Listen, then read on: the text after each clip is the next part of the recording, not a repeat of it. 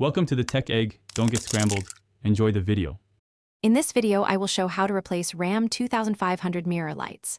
First, gather your essential tools, including a trim removal tool, a small flathead screwdriver, and the new replacement lights.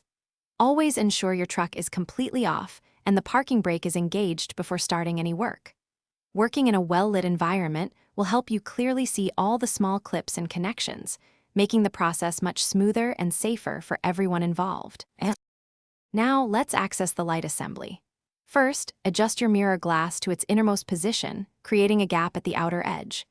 Using a plastic trim removal tool, gently pry the mirror glass away from the housing, releasing the 4 retaining clips. Be careful not to apply too much force.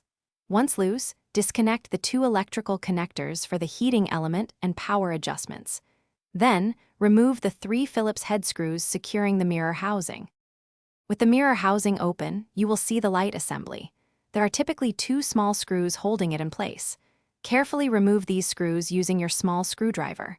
Once the screws are out, gently pull the old light unit away from the housing. Disconnect the single electrical connector that powers the light. Now, take your new replacement light and connect it to the existing electrical connector, ensuring a secure and snug fit.